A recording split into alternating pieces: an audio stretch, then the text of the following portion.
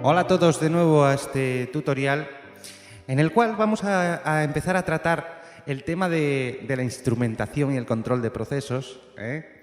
Esta parte del curso va a tratar pues, de esos elementos que nos vamos a encontrar en campo, que van a proporcionar información sobre el estado del proceso y que van a poder variar sus características, ¿vale?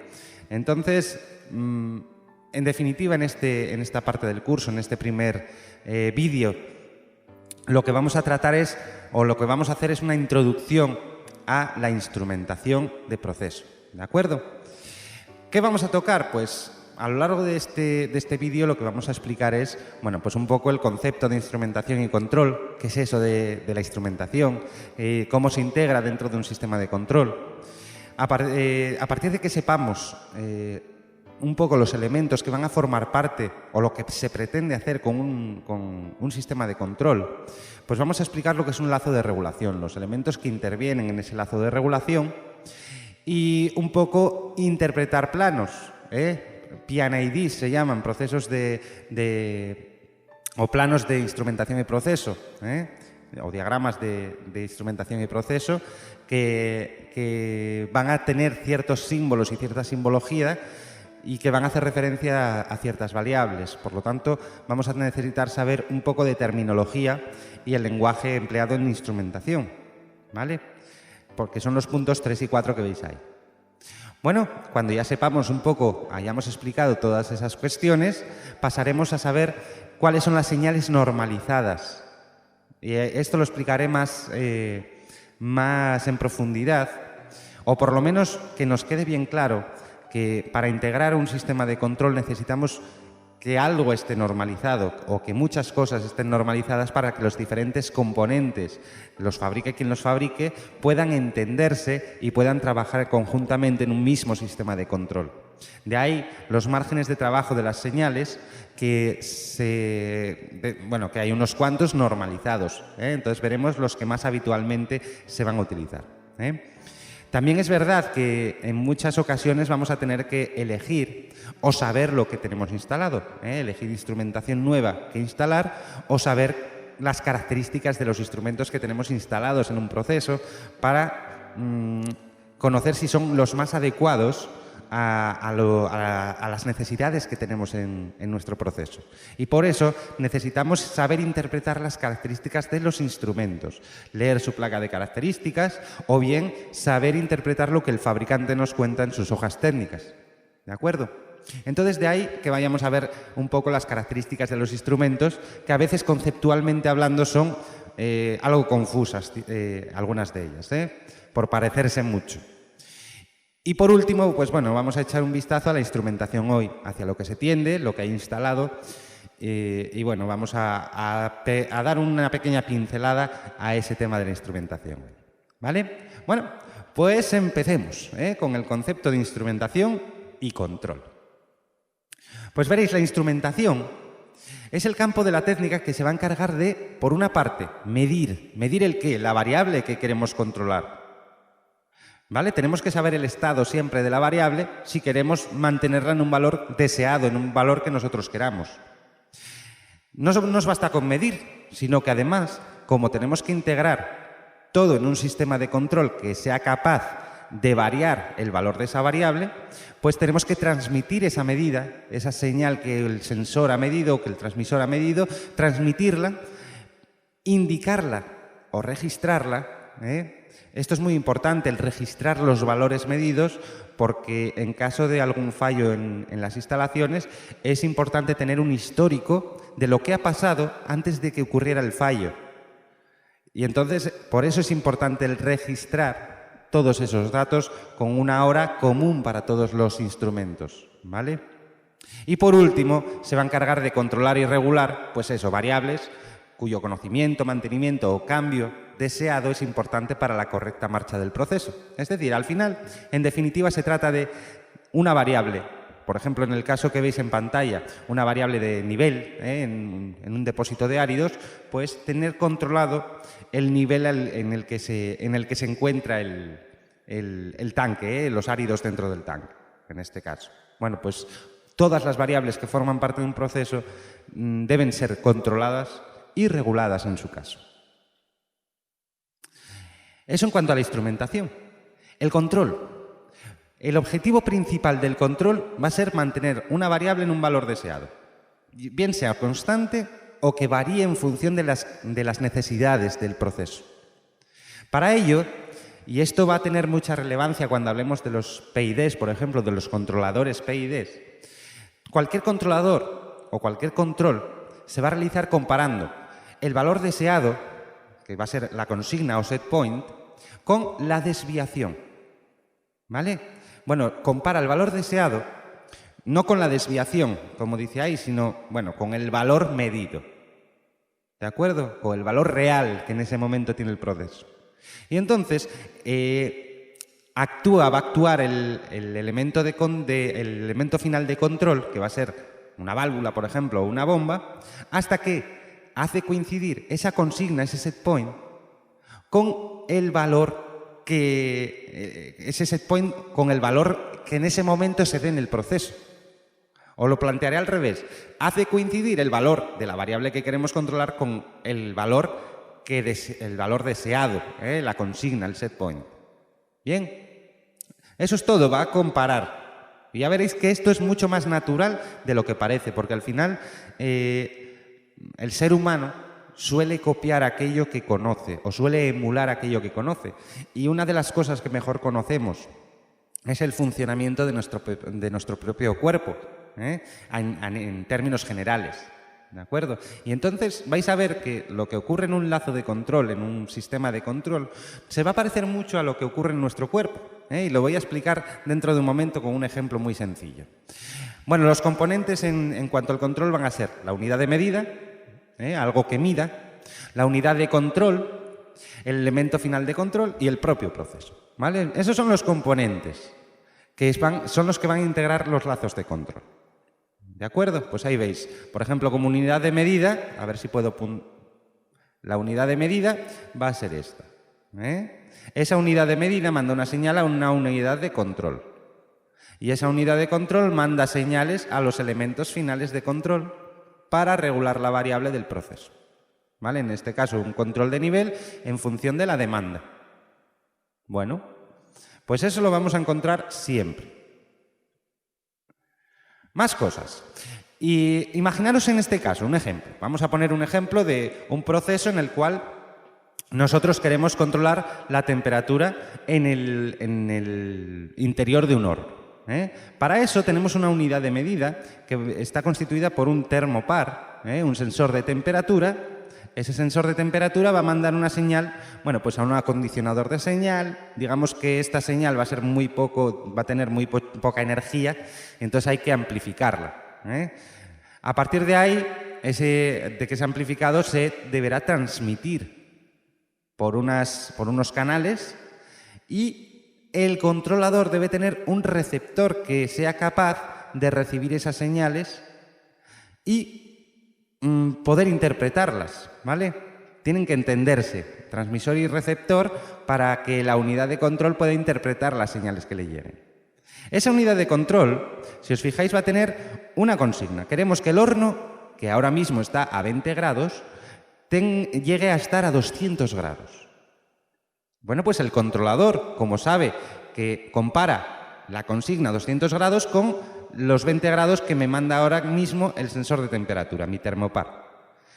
Puesto que 200 grados es mayor que 20, lo que hace es mandar una señal hacia el elemento final de control, que en este caso es un relé o un contactor que cierra sus contactos para que una resistencia eléctrica se ponga a funcionar. La temperatura va subiendo, va subiendo, va subiendo y resulta que en un momento dado la temperatura llega a 201 grados. ¿Vale? A 201 grados o a 200, Cuando llega a 200 grados o 201, lo que hace el controlador, bueno, en teoría a 200, lo que hace el controlador es, oye, ahora mismo la temperatura dentro del horno es mayor que la que tengo yo de consigna. ¿Tengo que seguir calentando? No. Entonces lo que hace es quitar la señal al relé, abre su contacto y deja de calentar el horno. ¿vale? Y a partir de ese momento, pues irá entrando el relé o el contactor y saliendo para ir alimentando, hacer un control, lo que se llama un todo-nada, es decir, la resistencia irá calentando y estará conectada y estará desconectada, pero no tendrá una regulación a lo largo del tiempo, ¿vale? Es un control que se llama todo-nada. Bueno, pues fijaos en la terminología, y aquí empieza el lío, por así decirlo, ¿no? Bueno, pues fijaos, en cuanto a la terminología tenemos diferentes tipos de elementos y entonces, en base a esos elementos, pues tenemos ciertas palabras que tenemos que conocer. Por ejemplo, sensor, detector, transductor. En cualquiera de los casos es el elemento que capta la medida, ¿eh? El sensor o el detector van a estar en contacto, la parte sensórica va a estar en contacto con el proceso. Mientras que el transductor es el elemento de esa parte que va a captar la medida, que va a transformar una variable física en una variable eléctrica. Eso es el transductor. Si le quitáramos la S y la N, o la N y la S, nos quedaría traductor, ¿verdad? Pues no es más que eso. Un transductor no deja de ser un elemento que es capaz de transformar una variable física, como una temperatura, como un peso, como el pesaje en una báscula de pesaje, una presión, en una variable eléctrica, que es al final con lo que podemos trabajar, ¿vale? Por ejemplo, en una PT100 tiene como elemento sensor un bulbo de platino, que varía su resistencia en función de la temperatura. ¿De acuerdo? Ya tenemos relacionada una variable física con una variable eléctrica.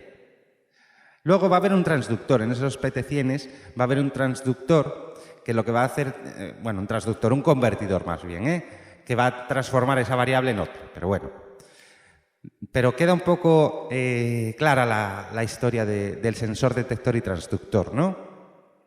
Para que quede más claro, fijaos, un sensor en un transmisor de presión, por ejemplo, sería una membrana. Esa es la parte sensora. En función de la presión hay una membranita que se desplaza, se dobla. Claro, esa membrana no hay una transformación física, una transformación de una variable física a una variable eléctrica. ¿Qué se hace? Pues imaginaros que esa membranita sea la placa de un condensador. Entonces, esa parte sensora tendría también una parte transductora, porque al moverse esa placa de ese condensador, lo que se hace es variar la capacidad de un condensador, con lo cual ya tengo una transformación de una variable física en una variable eléctrica otra vez. ¿Vale? Bueno, medidores locales pues son los que me proporcionan una medida inmediata y local, manómetros, termómetros, todo lo que tenga conectado en el proceso y que me dé una lectura en campo. Los transmisores lo que van a hacer es transformar en señal eléctrica o neumática para transmitirla, es decir, normalizan las señales, básicamente normalizan las señales. ¿De acuerdo? Imaginaros, una PT100, dijimos que lo que hacía era transformar una temperatura en una variación de resistencia. Pero claro, ¿qué haría un transmisor? Un transmisor lo que haría sería convertir esa variación de resistencia en una variación de intensidad normalizada, en una variación de voltaje normalizada, ¿vale? Para poder transmitirlo. Los receptores, pues pueden ser de todo tipo, indicadores, registradores, PLCs a una SCADA, a una pantalla de operación. Los convertidores, pues van a convertir entre distintos tipos de señales. Por ejemplo, entre señales neumáticas y eléctricas, entre diferentes tipos de energías, por así decirlo. ¿Vale? Por ejemplo, también podrían convertir señales de 0 a 10 a 4 a 20 miliamperios, bueno, diferentes señales eléctricas también podrían convertirse. Los reguladores o controladores, que van a ser realmente el cerebro de nuestros sistemas de control, van a ser esos controladores, van a decidir en función de esa comparación a la que hicimos referencia antes, qué acción van a tomar. Los elementos finales de control pues normalmente van a ser válvulas o motores, o bombas, por ejemplo. Son los elementos más habituales. Dentro de esos elementos finales de control tenéis que tener en cuenta que no siempre vamos a actuar directamente desde un sistema de control sobre ellos, sino que puede haber elementos que den paso al funcionamiento de estos elementos finales de control. Si a estos los llamamos actuadores, por ejemplo, pues a los elementos sobre los cuales mandamos la señal o a los cuales mandamos la señal de control y estos luego, a su vez, mandan una señal de funcionamiento sobre el elemento final de control, pues a esos primeros elementos se les llama preactuadores. ¿De acuerdo? Por ejemplo, yo desde un PLC no puedo arrancar un motor directamente, un motor trifásico. ¿Qué haré? Pues el PLC mandará una señal a un relé. El relé mandará una señal a un contactor y el contactor mandará una señal al motor. ¿De acuerdo? Pues tanto el relé como el contactor son preactuadores del elemento final, que es el motor. Y por último, bueno, operacionales, como sumadores, restadores, extractores de raíz cuadrada, etc. Esto hace años se veía en las salas de equipos un montón de placas electrónicas que eran simplemente operacionales.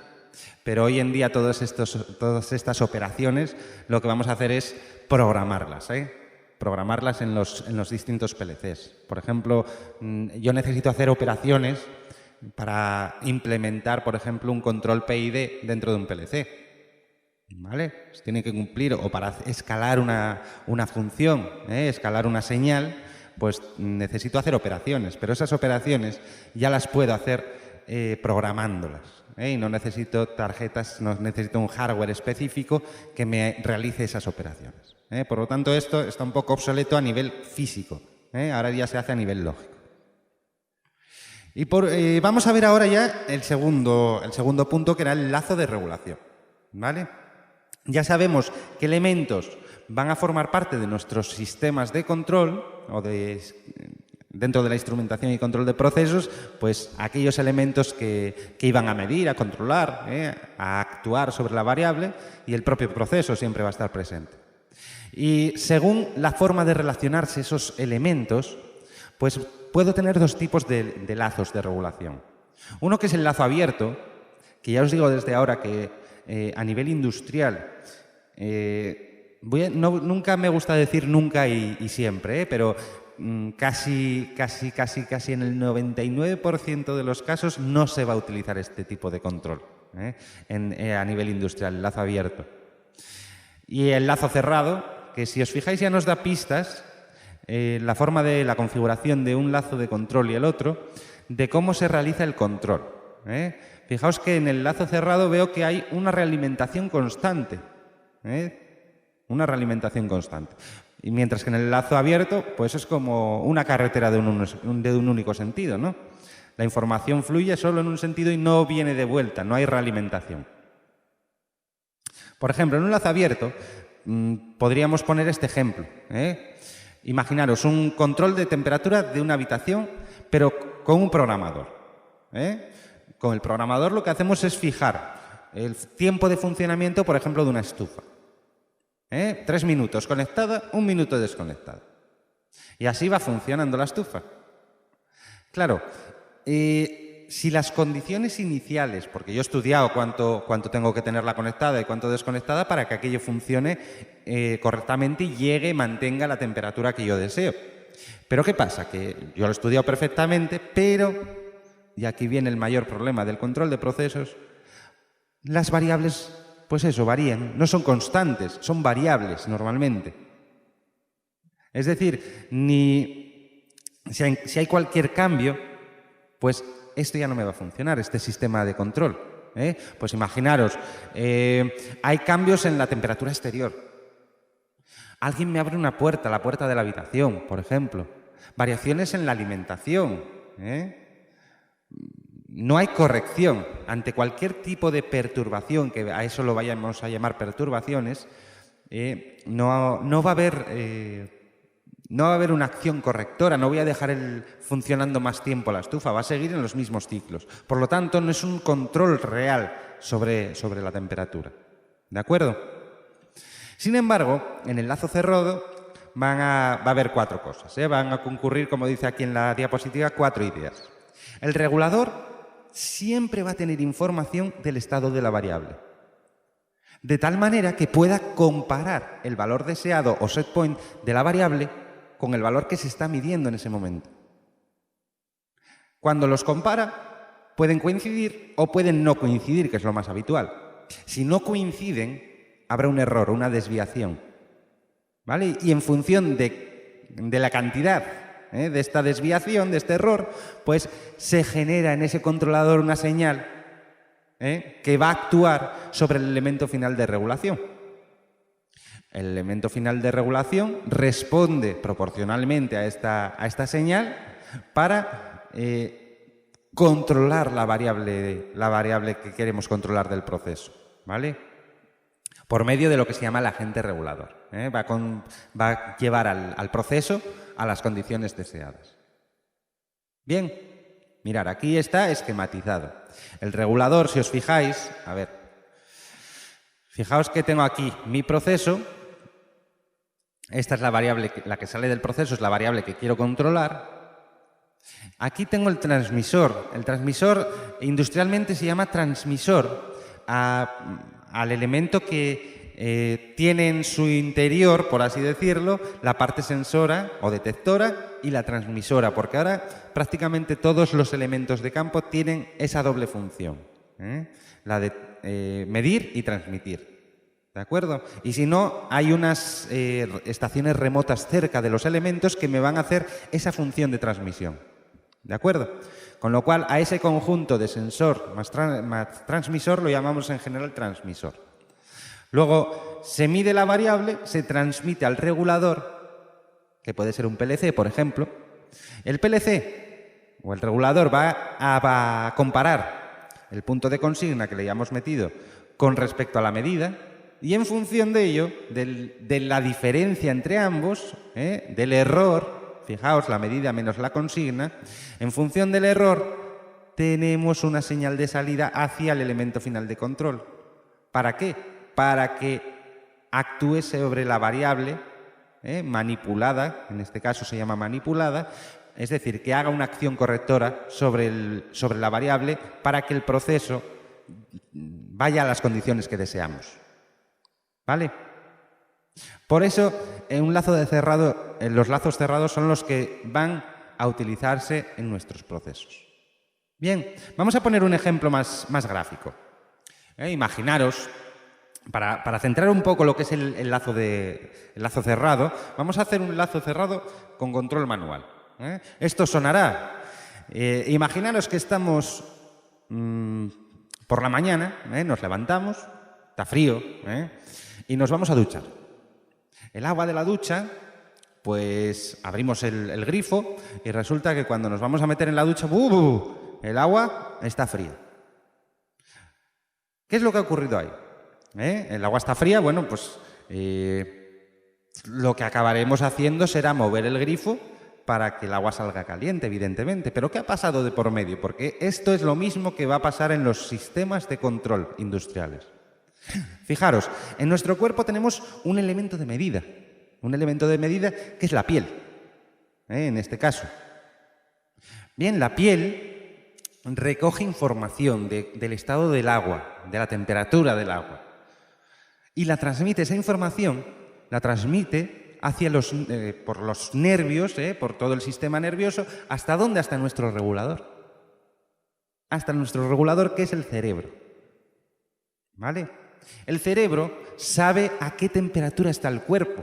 No sabe la temperatura porque eso es algo convencional, es decir, es algo impuesto, es algo artificial que el ser humano ha creado para hacerse una idea de qué temperatura hay en cada momento en diferentes procesos, por ejemplo.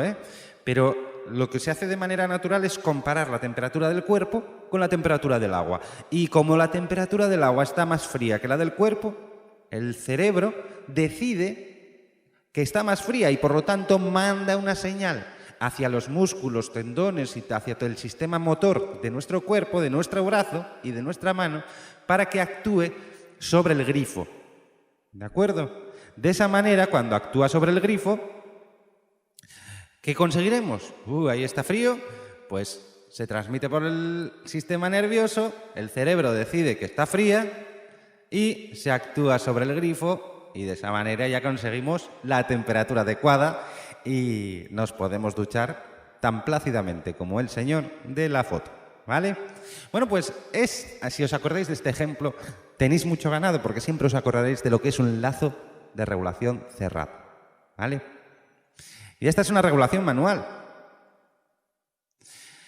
En el caso de una regulación automática, pues imaginaros, la temperatura de antes de la habitación la queremos controlar, pero en este caso ya vamos a utilizar un sensor de temperatura, la vamos a llamar PT100, todavía no me he metido a los diferentes elementos, a los diferentes sensores que forman parte de un sistema de control, pero tenemos un elemento de medida que va a estar midiendo la temperatura.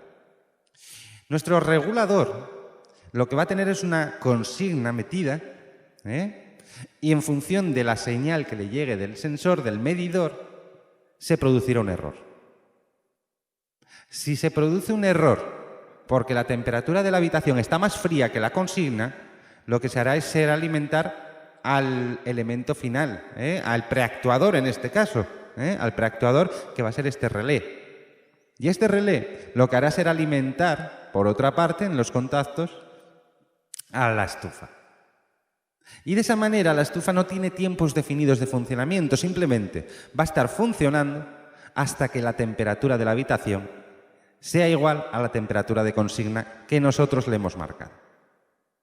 Y de esa manera tenemos un control real sobre la temperatura, independientemente de que cambien las condiciones de temperatura exterior, de que alguien me abra una puerta, etcétera, etcétera.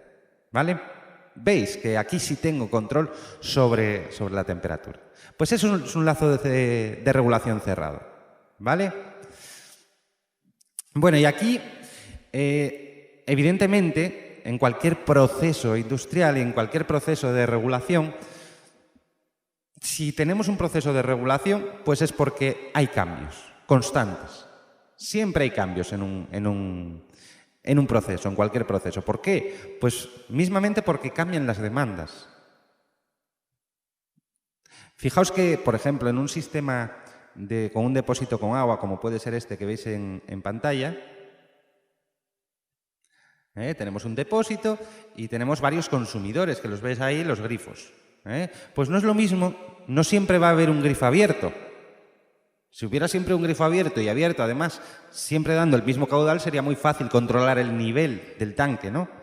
Sería muy fácil. Pero ¿qué pasa? Que uno abre el grifo a la mitad, el otro lo abre a tope y además unas veces tengo un consumidor, otras veces dos, otras veces tres y el consumo es más elevado. Y en cualquiera, sea cual sea el consumo, el nivel tiene que ser el mismo. ¿Lo veis? Esos son cambios que se producen por exigencias del propio proceso, ¿vale? Son los que se llaman cambios de carga. Bien, o se pueden producir por cambios de origen externo al proceso. Por ejemplo, un tanque abierto que quiera mantener el nivel y de repente empieza a llover. Y está abierto, entonces empieza a caer agua en el interior del tanque. Eso es algo externo al proceso. No tiene que ver con el proceso, es algo de origen atmosférico, ¿vale? Bueno, a cualquiera de estos eventos se les llama perturbaciones, ¿vale? Cualquiera. No obstante, cuando los cambios, estas perturbaciones se producen por exigencias del proceso, pues se llaman cambios de carga, ¿vale? Bueno, pues perturbaciones. Por ejemplo, que tengamos una fuga, tengamos una fuga en el tanque, pues también es otra perturbación. Bueno, entonces los instrumentos, vamos a ver. Instrumentos, vamos a ver según su función qué tipos de instrumentos tenemos, ¿vale? Tenemos detectores. Detectores van a presentar una señal todo o nada, ¿vale? Todo lo que acabe en ato, presostato, termostato, nivostato, lo que pone ahí interruptor de nivel, nivostato, fluxostato, todos esos que acaben en nato, lo que van a ser son interruptores, simplemente interruptores que son movidos por diferentes variables. ¿De acuerdo? Bueno, pues es como si tuviéramos el interruptor de la luz, pero en vez de accionarlo nosotros, pues lo acciona otra variable. ¿Qué más da? Pero al final es una señal que está presente o que no.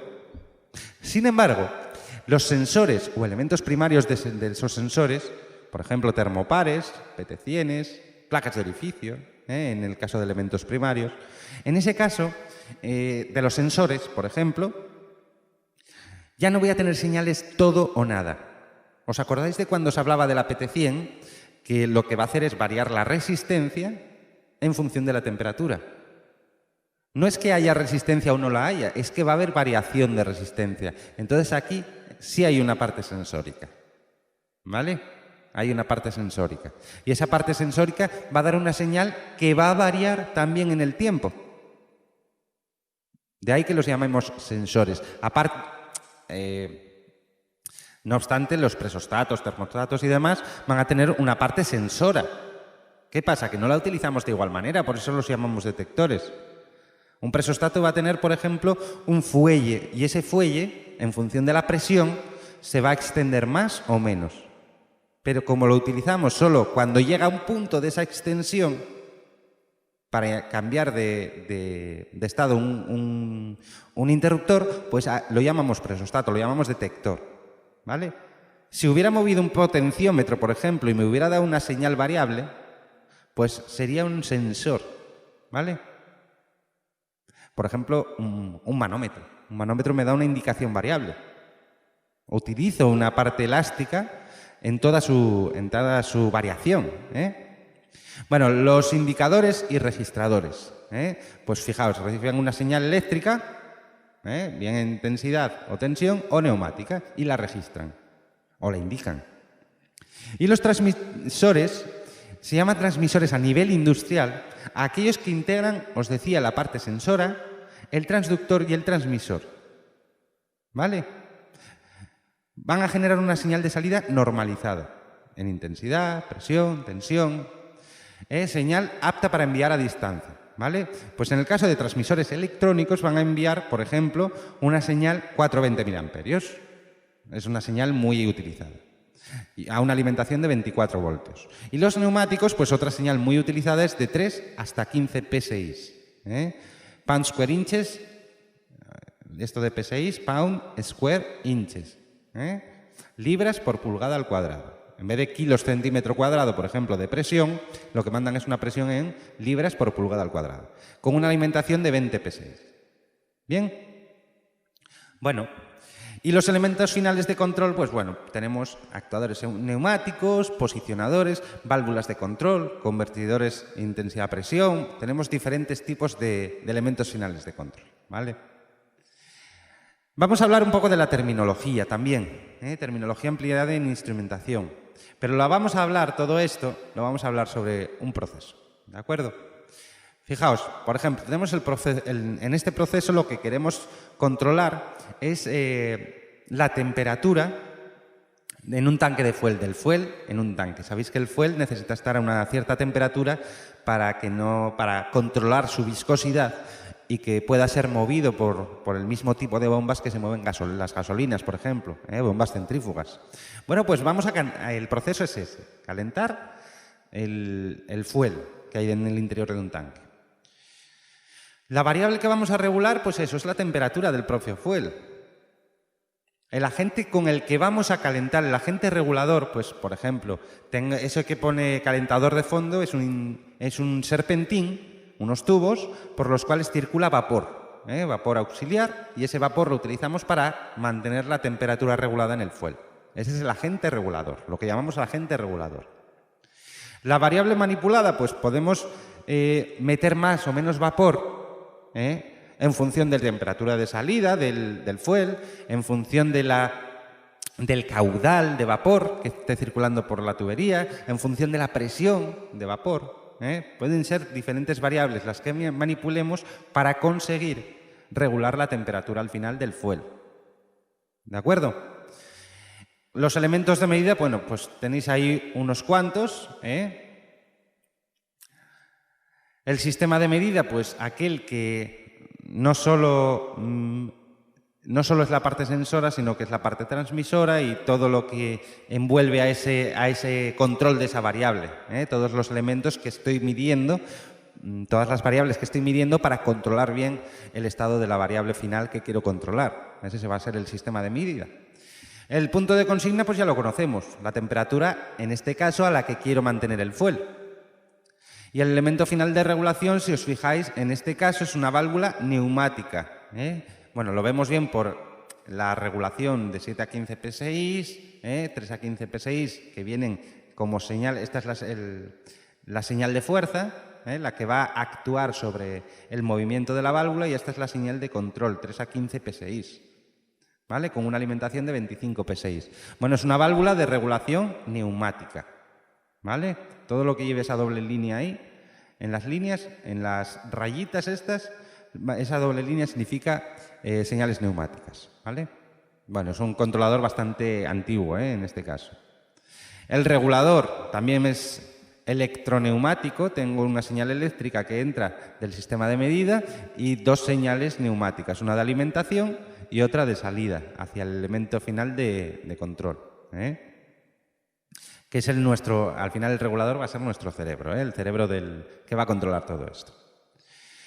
Por otra parte, yo os recomendaría que le echáis un vistazo a la norma ISA, significa Sociedad Americana de Instrumentación, que normalmente, nos podemos encontrar que las diferentes empresas, o dependiendo de la empresa en la que que haya realizado los P&IDs, Piping and Instrumentation Diagrams, los diagramas de instrumentación y proceso, vamos a llamarlo, aunque sea piping es el entramado de tuberías, pero bueno, a pesar de que puede haber diferencias con respecto a la norma ISA, que muchas veces no se encierran o no cogen como norma ISA la referencia para sus planos, lo normal es que sí. Lo normal es que sí. Y bueno, tenemos en la norma ISA una serie de letras. Aquí me parece que tenía una tabla por aquí. Una serie de letras, que os puse aquí unos cuantos ejemplos.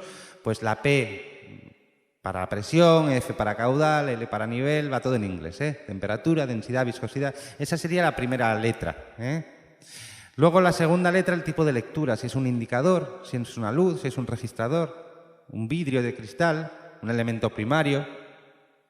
La tercera letra que nos podemos encontrar es la función. Si es un controlador, interruptor, transmisor. ¿Vale? La cuarta letra, pues modificadores. Por ejemplo, una alarma de alto nivel, pues sería level LAH, por ejemplo. Pues el modificador es de alto o de bajo, LAL o ALL, ¿vale? Bueno, los ejemplos, aquí tenemos TRC, ¿qué es? La T era temperatura, la R de registrador y la C de controlador. ¿Vale? Con control. O sea, que es un control con registro de temperatura. L y T. L era nivel. I, indicación. Y T, transmisor, como tercera letra. Por ejemplo, por lo tanto, esto es un transmisor de nivel con indicación. Y una PCV, por ejemplo. Una PCV es una válvula de control de presión. ¿De acuerdo? Bueno, tenemos una serie de símbolos y de letras que nos permiten interpretar los diagramas. Pues fijaos, la señal neumática que os decía antes, aquí aparece, señal eléctrica, ¿vale? Un poco las alimentaciones, le echáis un vistazo, pausáis el vídeo y esto es echar un vistazo a la norma, No tiene mucho que explicar. Estos son los símbolos que nos aparecen en los diagramas, pues si los instrumentos están en local, en un cuadro eléctrico en panel, o en un cuadro en general en panel, o detrás del panel, detrás de la puerta. Los tipos de válvulas. Bueno, pues ahí veis un poco las formas físicas de las válvulas que aparecen ahí con su simbología normalizada. Bueno, pues a partir de ahí, actuadores, convertidores, electrohidráulicos, por pistón. Bueno, pues actuación en caso de fallo, pues aquí veis un poco las actuaciones, lo que va a hacer cada uno de esos actuadores en caso de fallo de alimentación, por ejemplo. Elementos primarios, pues los elementos primarios son aquellos elementos que se intercalan en el proceso para luego poder medir la variable que queremos controlar. Por ejemplo, un una placa de orificio como es esta que estoy señalando ahora, esta de aquí, se va a intercalar en una tubería de tal manera que a uno y otro lado de la placa de orificio se va a conectar un transmisor de presión diferencial y en función de la presión que caiga en esa placa de orificio se va a relacionar esa caída de presión con el caudal que está circulando por la tubería, por ejemplo. ¿Vale? El tubo pitot. El tubo pitot lo utilizan en los aviones, por ejemplo, o los Fórmula 1. Aparte de las aplicaciones industriales, pues este tubo de pitot va a comparar la presión, en una columna, presión estática, y se va a comparar de la misma manera esa presión con el caudal. Al final son medidores de caudal. Se va a comparar una presión, cuánto es capaz de levantar una columna de fluido, pues el fluido principal que circula por una tubería, y en función de comparar esa presión con la atmosférica, por ejemplo, pues se tiene un caudal que está circulando por la tubería. ¿Vale? Bueno, y así tenemos varios elementos primarios. ¿Vale? Tenéis ahí unos ejemplos, por ejemplo, control de caudal, y aquí un ejemplo de un sistema de regulación con un controlador. ¿Vale? Esto le echéis un vistazo vosotros. Voy a dejaros otra vez las diapositivas, ¿vale? Para que podáis pausar el vídeo y podáis interpretar todo esto y podáis pues exponer las dudas que os surjan, ¿vale? Ahí tenéis el otro y aquí tenéis pues un controlador normal. Este va a ser un PLC con unas señales de entrada y una señal de salida. ¿Vale? Bueno. Márgenes de trabajo de las señales. Ya estamos en el quinto punto. Fijaros que siempre una variable va a estar comprendida entre un 0% y el 100% de su campo de trabajo. Claro, esto es muy bueno, utilizar siempre los porcentajes, y es lo que vamos a utilizar siempre. Que esté entre el 0% y el 100% nos supone que no tenemos que definir dos valores a priori entre los que va a funcionar. Dos valores de una magnitud precisa, ¿vale? Bueno, pues como ejemplo de todo esto, de este tipo de notación, vamos a ver, por ejemplo, un instrumento o variable de presión que va de 0 a 7 kilogramos, kilos por centímetro cuadrado. Pues el 0 sería el 0% y el 7 el 100%. Pero ¿qué pasa? Que otro instrumento que ya no empiece en 0, que empiece, por ejemplo, en menos 20 grados, estoy midiendo una temperatura, y esa temperatura vaya de menos 20 a 200, el menos 20 sería el 0% y el 200 el 100%. Esto es súper importante. Parece una obviedad, ¿no? Parece una obviedad, pero cuando intentemos integrar todos los instrumentos en un sistema de control, vamos a tener que hacer escalado de señales. Y este escalado de señales pasa por definir perfectamente cuál es el 0%, cuál es el 100% y cómo convierto yo las señales entre esos dos márgenes. ¿De acuerdo? Bueno, pues en el caso eléctrico, las señales de salida de los instrumentos, de los transmisores, van a ser, pues por ejemplo, de 4 para el 0%, va a ser el 4 miliamperios, y cuando esté en el 100% de la medida, 20 miliamperios. Por eso tenéis que tener cuidado, tenéis que tener siempre en cuenta que voy a tener una variable física que va a variar entre un 0% y un 100%, y una variable de salida eléctrica que va a variar también entre un 0% y un 100%. Y entonces tengo que relacionar la variable de entrada con la variable de salida para que las dos estén en concordancia. ¿Vale? Bueno, pues tenemos de 4 a 20 y de 10 a 50 miliamperios en el sistema americano. ¿Vale? ¿Por qué utilizamos de 4 a 20? Vamos a ver, de 4 a 20 es lo que se llama tener un cero flotante. Que el inicio de la medición no esté en 0 amperios o miliamperios. ¿Por qué?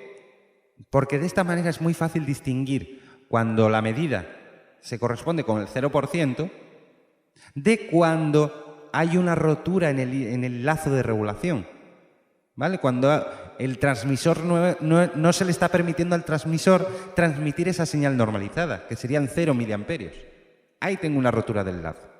Entonces, es muy útil el meter un inicio de medida o de la salida de la señal que esté por encima de 0. 0 miliamperios o por encima de 0 voltios, aunque se utilice mucho la de 0 a 10 voltios. ¿Vale? Es muy útil a la hora de mantener el sistema. Bueno, ¿por qué en corriente es una de las señales más utilizadas? Bueno, pues porque es una señal segura, porque es inmune a interferencias, y porque su valor es lineal. El valor medido va a ser proporcional al valor real. ¿De acuerdo? En el caso de señales neumáticas, que no me voy a meter mucho con ellas, pues lo normal es que vayan entre 3 y 15 P6. ¿Vale? Por lo mismo, si hay un fallo, pues si hay un fallo en la alimentación, pues habrá 0 P6 de lectura. Y con eso puedo distinguir lo que es una medida del 0% con respecto a un fallo. Bueno, y ahí tenéis un poco los saltos, los escalones, que esto tiene mucha importancia cuando vayamos a calibrar o a ajustar los instrumentos. No es lo mismo ajustar que calibrar, ya os lo adelanto, ni mucho menos. Entonces, cuando vayamos a ajustar los instrumentos, la salida, pues vais a ver que tengo que ajustarlos no solo en el principio y el final, sino que para valores intermedios tengo que ver su evolución, ¿vale? Pues fijaos, me fijo en los tantos por ciento, Me fijo aquí en los tantos por ciento y veis que para un 0% tengo 4 miliamperios de salida, para un 25% 8, para un 50% 12, para un 75% de la medida 16 y para el 100% de la medida un 20 miliamperios.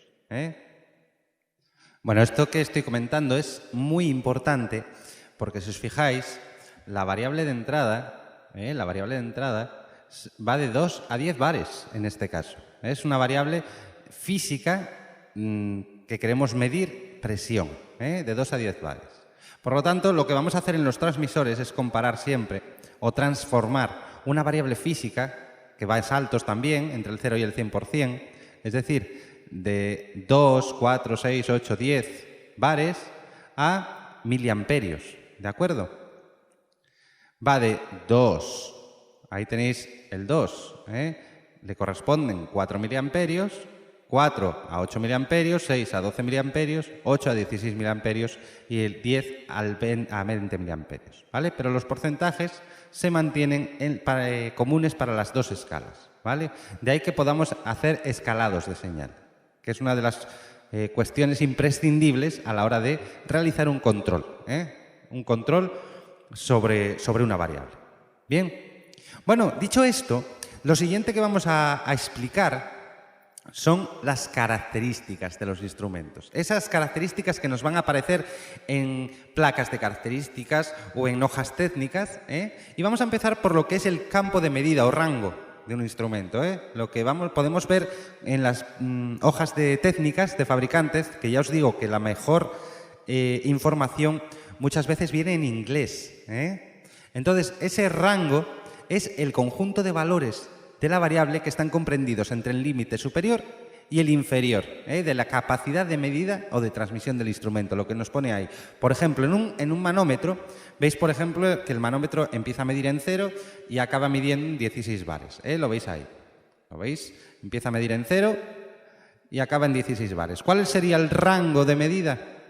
Pues esos 16 bares sería el rango de medida. ¿De acuerdo? O una PT100, que lo veis aquí, que va de 120 a 200 grados, ¿vale? Ese sería su campo de medida, su campo de aplicación. No podría medir variables que se salieran de ese rango, ¿de acuerdo? Pero no siempre los instrumentos pueden medir en todo el rango, ya os lo adelanto.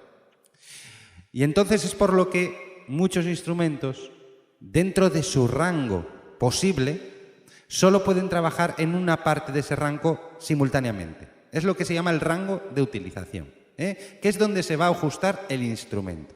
Muchas veces por imposición y otras porque cuanto mejor ajustemos el instrumento a aquellos márgenes entre los que va a variar nuestro proceso, más precisión vamos a obtener en ese instrumento.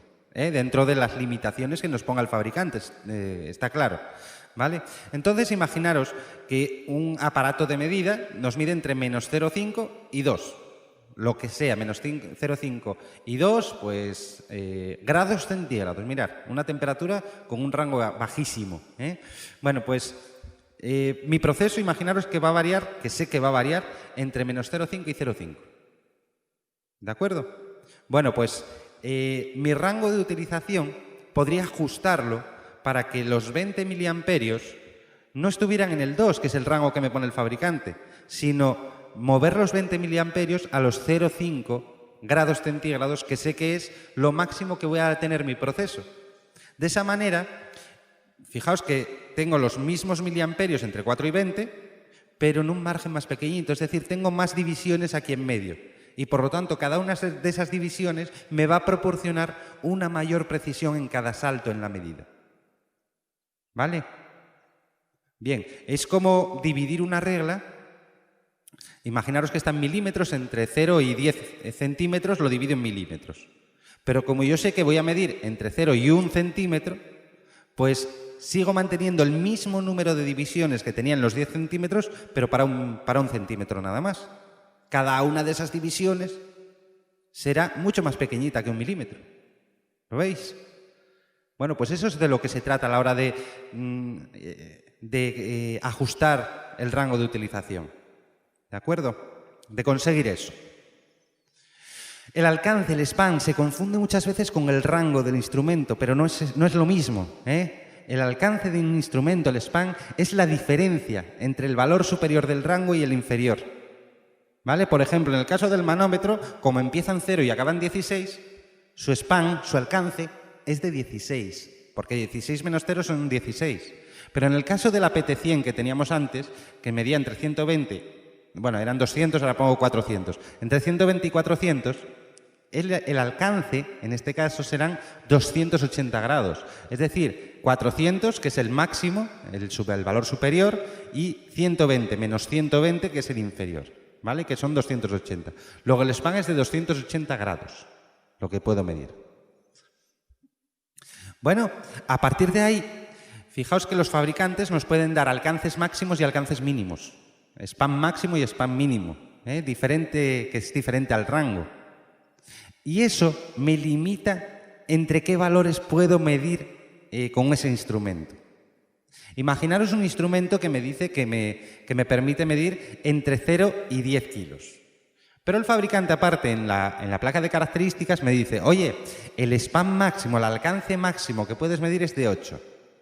Por lo tanto, como máximo, si yo pongo los 4 miliamperios en 0, porque mi proceso empieza a medir en 0 kilos, en 0 bares, yo como máximo puedo poner los 20 en los 8. ¿Vale? Hasta aquí. No puedo llegar a los 10. Si empiezo en 0, los 20 miliamperios tienen que estar en los 8. ¿De acuerdo? Y el span mínimo es lo mínimo que puedo medir.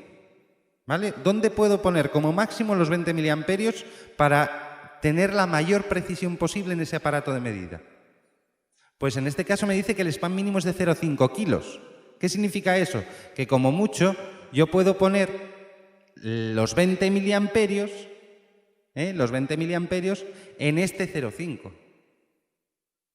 Porque si lo pongo los 20 miliamperios, el valor máximo que quiero medir por debajo, el instrumento me lo va a imposibilitar. No me va a dejar configurarle el valor superior por debajo de los 0,5. ¿De acuerdo? Por eso es muy importante estos temas. Os voy a enseñar una fotografía. A ver. Os voy a enseñar esta placa de características de un transmisor de presión diferencial de Siemens, ¿vale? Un Sitrans P. Si os fijáis, en la parte inferior, donde me habla del alcance de medida, me dice que va entre 6 y 600 milibares. ¿Vale? Me dice que va entre 6 y 600. ¿Qué significa eso? Que yo este transmisor puedo configurarle un span mínimo de 6, es decir, puedo medir entre 0 y 6 milibares, por ejemplo, poniendo los 4 miliamperios para 0 milibares y los 20 miliamperios para 6 milibares. spam mínimo. O bien un spam máximo de 600 milibares, es decir, que puedo poner los 4 miliamperios en 0 y los 20 miliamperios en 600 milibares. Por lo tanto, en esta placa de características me está definiendo los alcances mínimo y máximo, el spam mínimo y máximo. ¿De acuerdo? Y entonces ahí tenemos un elemento real que me marca esos límites, ¿vale? Bueno, pues ya sabemos lo que es el spam mínimo y el spam máximo. Bueno, el spam máximo o el spam, el alcance de un instrumento, no caracteriza al instrumento, ¿vale? Dos instrumentos pueden trabajar de manera completamente diferente, aunque tengan el mismo spam. ¿Por qué? Porque yo le puedo definir dónde pongo el inicio de medida y el final de la medida. Y en función de dónde yo configure ese elemento, pues me va a funcionar, me va a entregar una señal de salida muy diferente para el mismo valor. Fijaos en estos dos ejemplos. Cuando el mismo instrumento está trabajando entre 0 y 8 bares, o kilos centímetro cuadrado, cuando llega a 0,5, pues más o menos a lo mejor me está entregando, no sé, pues vamos a hacer una estimación, 6 miliamperios, pongamos. Me entrega 6 miliamperios. Sin embargo, cuando yo pongo como spam el mínimo, es decir, pongo los 20 miliamperios cuando el instrumento alcance los 0,5 bares, que es este ejemplo de aquí, para ese mismo valor de los 0,5 bares que antes me entregaba 6 miliamperios, ahora me entrega los 20 miliamperios. Están trabajando de manera completamente diferente, si os fijáis. ¿Vale? Luego, no me puedo fiar o no puede ser el alcance del instrumento una característica de elección definitiva, ¿vale? Un mismo instrumento me puede servir para realizar diferentes medidas en diferentes procesos. La exactitud o precisión, lo que podemos llamar, lo que podemos encontrar como accuracy. Los valores de salida del instrumento, medidos o transmitidos, van a diferir siempre de los valores reales. Los procesos de fabricación de cualquier instrumento no son perfectos, ¿vale? Por lo tanto, el grado de precisión de un instrumento será aquel grado en el que la salida se aproxima al valor real, ¿vale? Cuanto más cerca del valor real esté el aparato de medida, mayor precisión tendrá. ¿De acuerdo? Y se puede definir de varias formas. Lo vamos a poder ver en las hojas de características de los elementos definido de varias formas. Una de ellas es en tanto por ciento del span, del alcance del instrumento. ¿Vale? Cuando nos dice la exactitud es del 1%. Se entiende que es del 1% del span. Por ejemplo, para el caso del manómetro, de 0 a 16, el span era 16 menos 0, 16 bares. La exactitud del 1% pues será una exactitud de 0,16 bares. Del 1% de 16, 0,16. Arriba o abajo, más o menos, por encima o por debajo, en cualquier punto del rango de medida. Bien, también podemos directamente verlo como definido por las unidades de la variable. Me dice que el rango del instrumento es de 0 a 200 y la exactitud del más menos 2 grados centígrados. Bueno, pues si en un momento dado medimos 78 grados, pues realmente podría haber o 76 u 80. Entre 76 y 80 estaría el valor real. O bien en tanto por ciento de la lectura. Me dice de 0 a 200 grados con una exactitud de más menos 0,5%. ¿Vale? Siempre que se incluya el más menos y en tanto por ciento, quiere decir en tanto por ciento de la lectura que esté realizando en ese momento. En este caso es para un poco distinguirlo del tanto por ciento que se refería al alcance del instrumento, al span. No hay un más menos antes. Aquí sí. ¿De acuerdo? Bueno, pues imaginaros el caso anterior. 78 grados medidos. Por lo tanto, el valor real estará en 78 más o menos el 0,5% de 78, porque es lo que está midiendo en ese momento. ¿Vale? El 1% serían 0,78, pues 0,45, 0,49 más o menos, ¿no?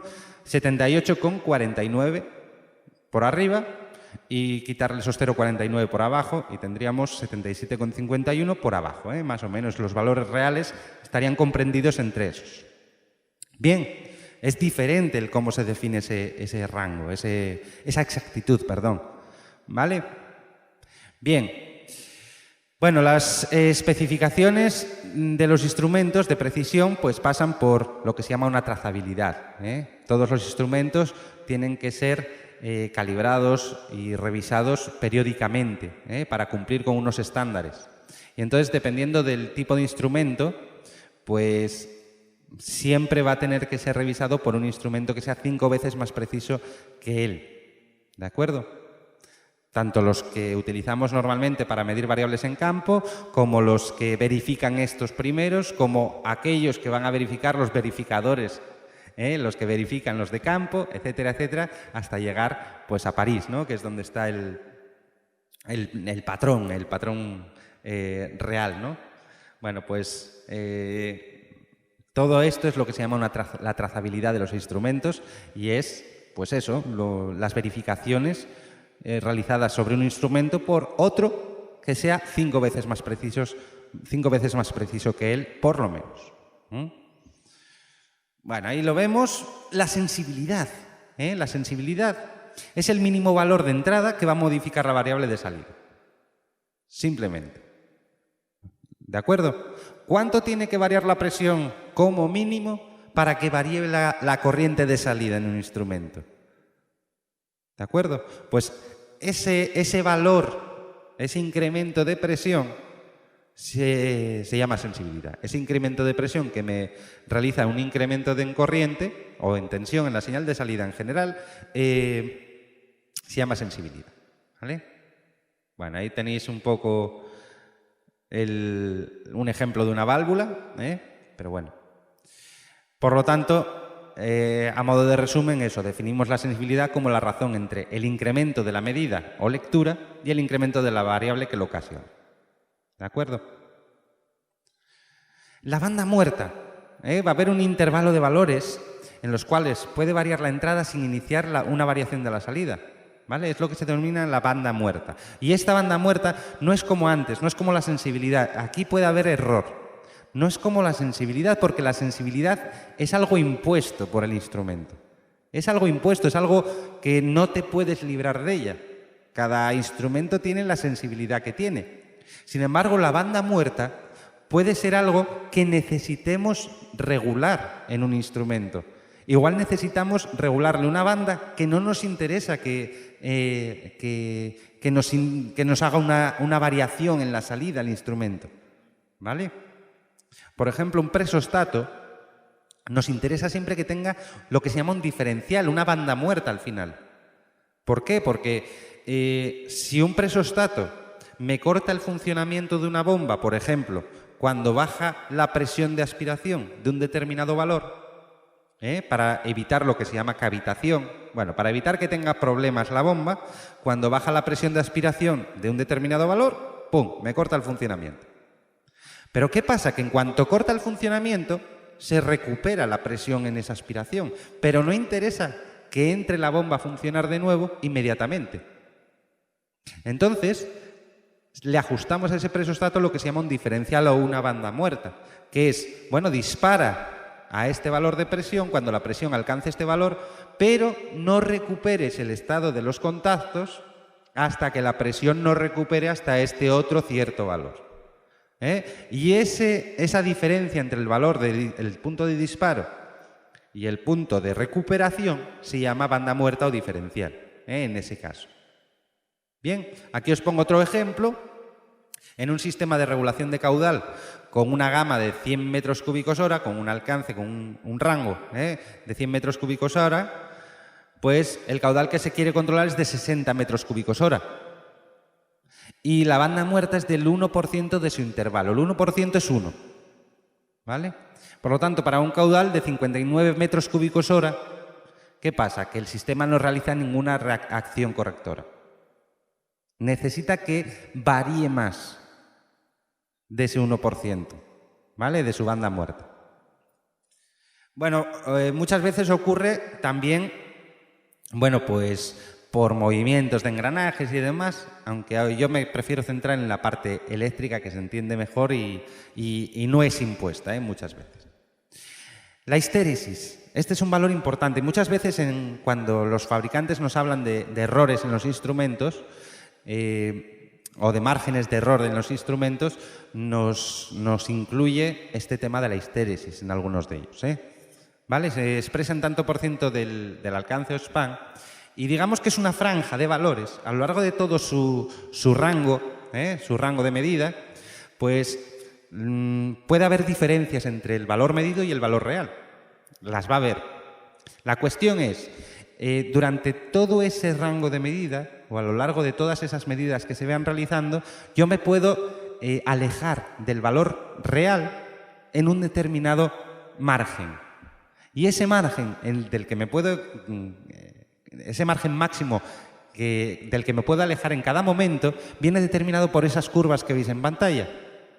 ¿Vale? Tanto en ascenso de medida, cuando voy en ascenso, como cuando voy descendiendo en la medida. Bueno, pues a ese margen se le llama histéresis. ¿De acuerdo? Y un instrumento, para que trabaje correctamente según las especificaciones del fabricante, tiene que mantener sus valores medidos dentro de ese margen de valores definidos por la histéresis del instrumento. Bien. Bueno, cualquier pregunta al respecto me lo hacéis llegar, que sé que son conceptos a veces un poco confusos. Fijaos, para que nos hagamos una idea un poco más sencilla, con un ejemplo un poco más del cotidiano. Vamos a ver. ¿Recordáis cuando sacasteis el carnet de conducir que había una maquinita? Una maquinita que tenías que llevar una pelotita o un coche por una carretera, ¿no? Bueno, pues la carretera no es una línea, sino que es una línea evidentemente, pero era una línea gorda, por así decirlo. El puntito se te podía mover entre unos márgenes sin que pitara la máquina. Bueno, pues aquí es lo mismo. Esa carretera con una cierta anchura, pues sería la histéresis del aparato. El aparato puede equivocarse un poquitín, no tiene que ir por el medio de la carretera. Se puede equivocar, siempre y cuando no llegue a los márgenes máximos de oscilación. Tengo que ir siempre por dentro de la carretera en la medida. ¿Vale? Bueno, no sé si es un ejemplo lo suficientemente gráfico para todos, pero si no, bueno, pues me lo hacéis ya saber. Y os intentaré poner otro ejemplo así de cotidiano. Bueno, la repetibilidad. Siempre que vayamos a medir una variable, nos interesa saber si la misma variable medida en las mismas condiciones y en el mismo momento, en el mismo punto, el instrumento me va a proporcionar siempre la misma medida. ¿Vale? Bueno, pues esa es la repetibilidad. Esa característica de los instrumentos es la repetibilidad. Es decir, ¿cuál es la capacidad de ese instrumento para repetir el valor medido en las mismas condiciones? Imaginaros un nivel de un tanque. ¿Vale? El nivel del tanque no se mueve y las características en el interior del tanque son las mismas siempre. Yo si mido en un momento dado con un palpador, el nivel del tanque, pues me mide X. Ahora subo el palpador, lo alejo del nivel y lo vuelvo a bajar otra vez hasta el nivel. Y me marca X más 1. Bueno, pues ya sé que tengo un margen de error en la repetibilidad de la medida. ¿Vale? Y si me vuelve a marcar X exactamente, es que tiene una repetibilidad perfecta. ¿De acuerdo? Bueno. Luego ya vamos a hablar de lo que es la elevación y la supresión de cero, lo que se llama campo de medida con elevación de cero o con supresión de cero, que no es más que en el que el valor de cero de la variable o señal medida, en el caso de elevación de cero, es mayor que el valor inferior del campo. ¿Vale? Es decir, una elevación de cero, aquí va a haber dos variaciones, pero bueno, en principio, cuando nunca tengo una variable física que llega a cero, tengo una elevación de 0. Por ejemplo, aquí ya veis, el rango es de 2 a 10 bares. El span son 8 bares y la elevación de 0, 2 bares. Nunca llego a 0 bares en mi proceso. Eso es elevación de 0. Supresión de 0, pues cuando empiezo por debajo del 0, mi rango. Esa es una interpretación. Bueno, veis ahí, por ejemplo, una elevación de 0 y supresión de 0. En este caso, un transmisor de presión diferencial, por ejemplo, me dice que los fabricantes que el rango va de menos 500 a 500 milibares, ¿vale? Con un span máximo de 400 y un span mínimo de 20. Bien. ¿Qué significa que esté en elevación de 0? Que siempre esté midiendo por encima de 0. Es decir, se elige la zona de trabajo. Al decirme que el span máximo es de 400 milibares y que puede ir de menos 500 a 500, yo tengo que elegir o bien medir de 0 a 500 o de 0 a 400 porque me lo impone el span máximo, o medir de 0 a menos 500, ¿vale? O de menos 500 a 0. ¿Vale? Por lo tanto, el que esté por encima o por debajo del 0, que haya supresión o elevación de 0, va a suponer elegir la zona en que va a trabajar ese transmisor de presión diferencial. ¿Vale? No puedo trabajar en las dos zonas simultáneamente. Y entonces, con respecto a esto, os decía, hay dos variaciones con lo de elevación de 0, supresión de 0, dependiendo si seguimos la norma alemana o la americana, la norma DIN o la norma ISA. No están de acuerdo en la anterior definición de elevación o supresión de 0, ya que se fijan en la señal de entrada. Entonces, fijaos, por hacerlo más sencillo, americanos y comparativa entre elevación de 0 y supresión de 0 para los americanos y para los alemanes, norma americana y norma alemana. Los americanos, ¿qué dicen? Oye, hay elevación de 0 si la variable de entrada está por encima de 0 y nunca va a llegar a 0. Ahí tengo elevación de 0, tan fácil como eso. Los americanos, sin embargo, dicen, bueno, los alemanes, dicen, a ver, si el 0 no va a suponer que haya una señal de salida, es que lo estoy suprimiendo. Luego, para los alemanes, una supresión de 0 es que los 4 miliamperios no estén en el 0. ¿Vale? Eso es una supresión de 0. Los 4 miliamperios estén por encima del 0. Nunca van a llegar a 0. ¿Vale? Lo mismo para la supresión de 0 para los americanos es que la variable física está por debajo del 0, de 0 milibares en este caso. Y para los americanos es que los 4 miliamperios estén por debajo del 0 de medida. ¿Vale? O dicho de otra manera, que el inicio de la medida esté por debajo de 0. Los 4 miliamperios corresponden a menos lo que sea. Por lo tanto, cuando llegan a 0, voy a tener más miliamperios de 4. Entonces le dicen que hay una elevación sobre el 0. Es decir, al final, unos se fijan en las entradas, en las variables físicas, y otros en las variables de salida, en las variables eléctricas. Bueno, luego tenemos derivas. A lo largo del tiempo, los instrumentos, lo sabemos todos, que cualquier elemento, cualquier dispositivo y cualquier máquina, con el tiempo se va deteriorando. En el caso que nos ocupa, como estamos hablando de instrumentos de medida, pues sabemos que con el tiempo pues también se van a ir deteriorando y van a realizar medidas que se van a ir alejando poco a poco de los ajustes iniciales. ¿Vale? Entonces, cualquier deriva es una variación en la señal de salida que se presenta en un periodo de tiempo determinado. Mientras siempre se mantienen constantes la variable medida y todas las condiciones ambientales.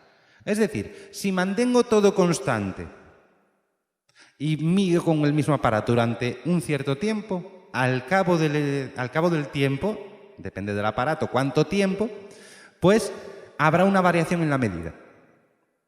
¿De acuerdo? Porque se va deteriorando el aparato. ¿Vale? Entonces hay dos tipos de derivas. La deriva de 0, debería haberlo escrito con la Z.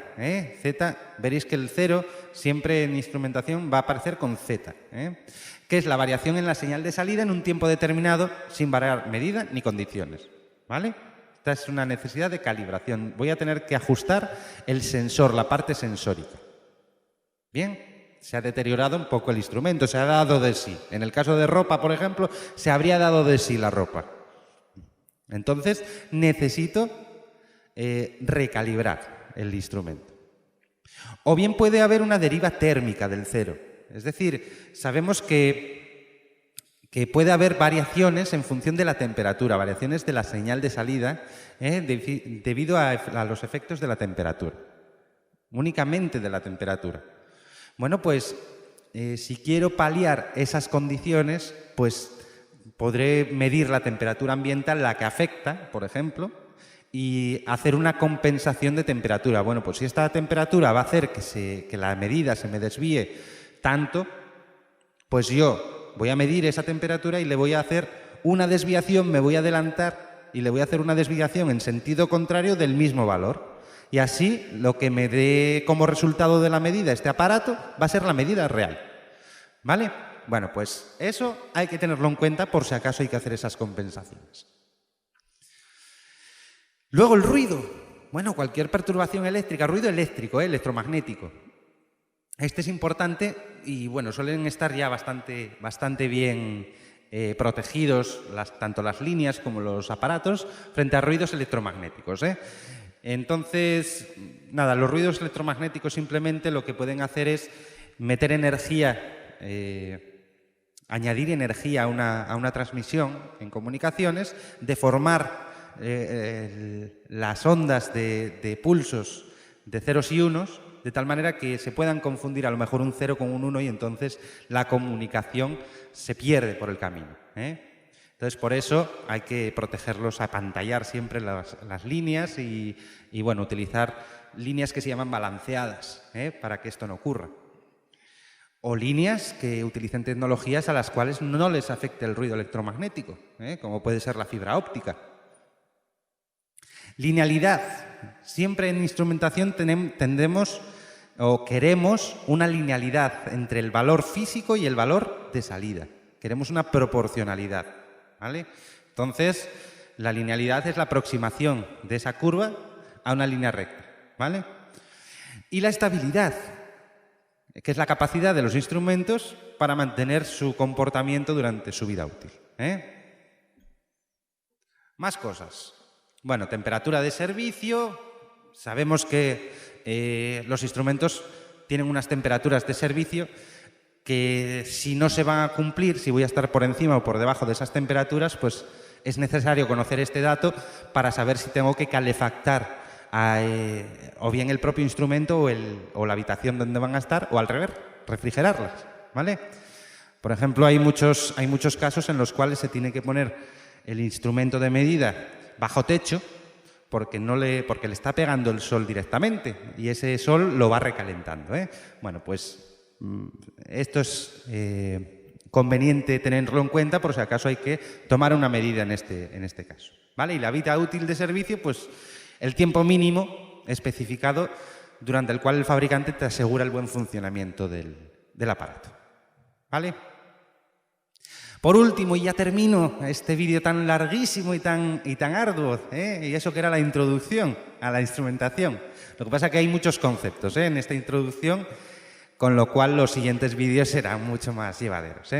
Bueno, pues hoy en día los instrumentos que vamos a ver, o muchos de los instrumentos que vamos a ver en la industria, van a ser de los que se llaman electrónicos inteligentes, smart, y que van a tener sobre todo muy presente el tema de comunicaciones. Bueno, pues ajuste de instrumentos a través de teclados, pantallas, terminales, y uso de transmisión digital por buses de campo. Van a tener casi todos señales de comunicaciones, que es básicamente en lo que se van a basar hoy los sistemas de control, ¿vale? Bueno, de esto hablaremos más en profundidad, era simplemente por dar una pincelada. Ya sé que han sido muchos conceptos en un solo vídeo, Así que cualquier duda que se os esté planteando, que se os plantee, o cualquier duda que tengáis sobre algún caso real que se os haya planteado, o que se os esté planteando, pues no dudéis en dejar los comentarios, dejar las preguntas y trataré de responder de la mejor manera posible. Pues hasta aquí todo el vídeo. Todo este vídeo. En próximos vídeos seguiremos con esto de la instrumentación. ¡Hasta luego!